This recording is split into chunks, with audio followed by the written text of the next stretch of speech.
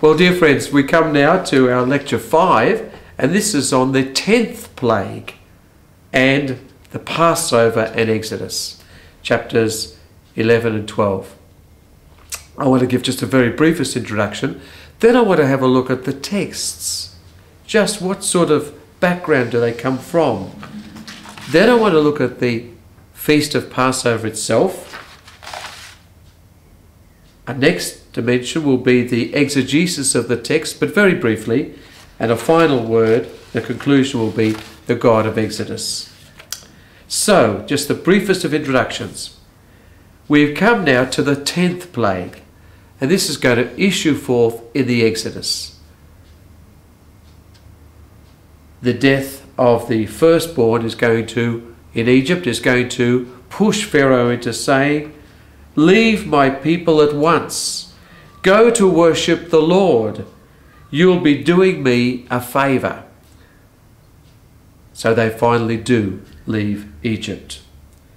And the great event, this extraordinary event of the departure from Egypt, is remembered and celebrated at the Passover festival. So that's just what we're going to be looking at. Now the first thing I'd like to really look at, though, is the actual text itself, because it's very clear the narrative is interrupted by liturgical considerations and celebrations. So what do we have? Well, we have a narrative section, a story section in chapter 11. Moses proclaims the 10th plague to Pharaoh.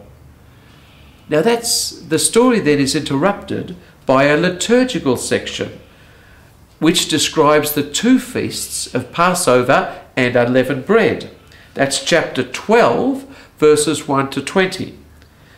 Then we come back to narrative, and Moses is telling the people how they've got to prepare for the 10th plague. And then once it happens, they get ready to leave. And then that is interrupted by another liturgical section where we start to look at liturgical considerations for the Feast of Passover and the Feast of Unleavened Bread, and how the firstborn must be consecrated to the Lord. And that moves us into chapter 13. So we have a narrative section which mainly comes to us from J, with a little bit of D and a little bit of E as well. But it's very hard to distinguish where they come from when D and E is flowing into J sort of thing. And then the liturgical sections come from P, the priests, P, where we look at the Feast of Passover and Unleavened Bread. So now, what's it all about? Why is the narrative interrupted by liturgical considerations? Well, some people have said this. It's a literary device to slow down the narrative so that the suspense is sort of created, and they will all see the dramatic event more clearly once we've got a bit of suspense in the picture. Well, yes, but really, once we do look at it, we can see that this event of the Exodus was celebrated within liturgy. And so it's very difficult to separate the narrative of the 10th plague and the departure from the liturgy itself. In fact, it's quite clear that the way they're put together is that we will all experience what God did for the Jewish people at the Exodus in liturgy. At our annual Passover celebration, we will relive that event.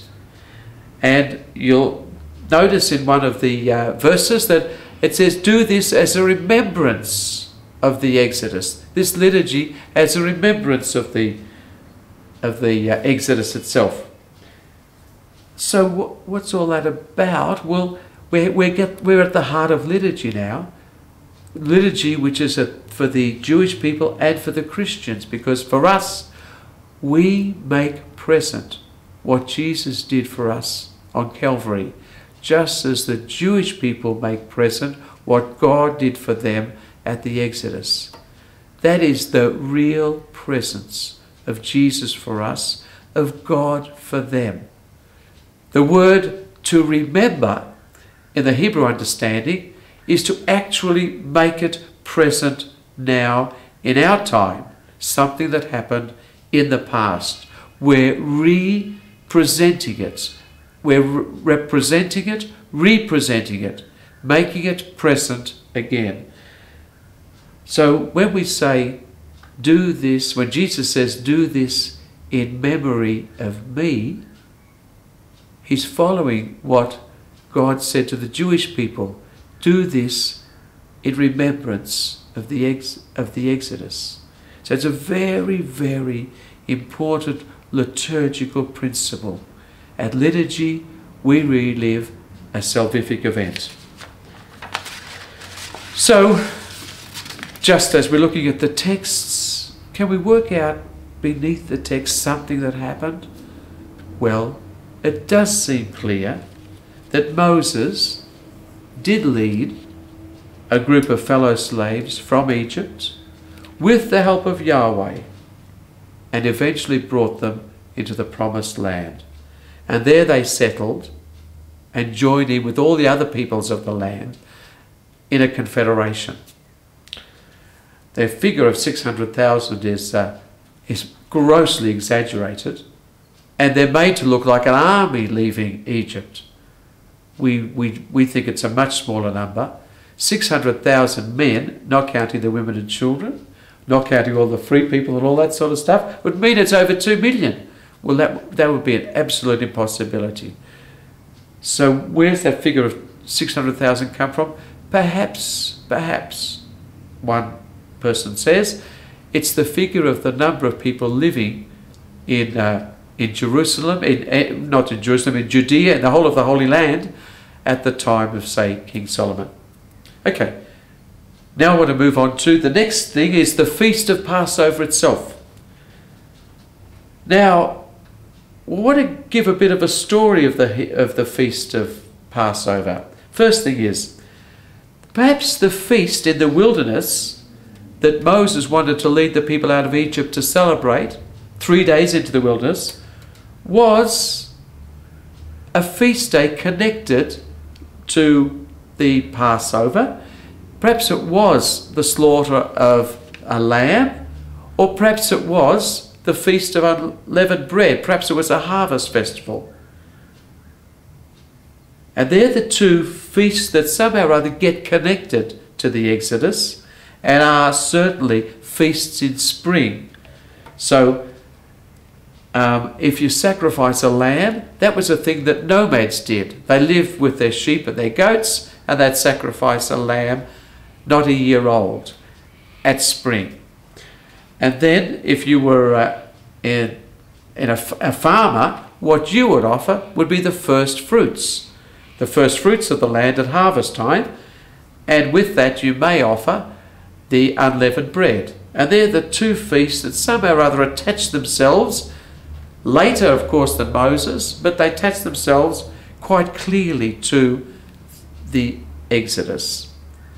I say later than Moses, we don't know exactly how it all happened, but there's a strong connection, certainly, as history moves on, between the Exodus and these two feasts. Now, once we get to the priestly school, which, as you know, is about 600 years, 500 years before Jesus, there's an even closer identification of the Exodus with these two feasts. And we've got the P texts, the priestly texts here. What does P say? Well, we remember God's salvation, which would have been, we remember that God saved us at the feasts of Passover and unleavened bread. Very early on this would have happened, that the Jewish people would have remembered that. But then it gets attached to the ritual of redeeming the firstborn child of Egypt in some way.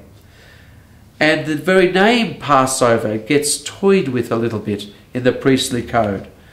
And the etymology, although originally probably was an Egyptian word, is made to look like another Hebrew word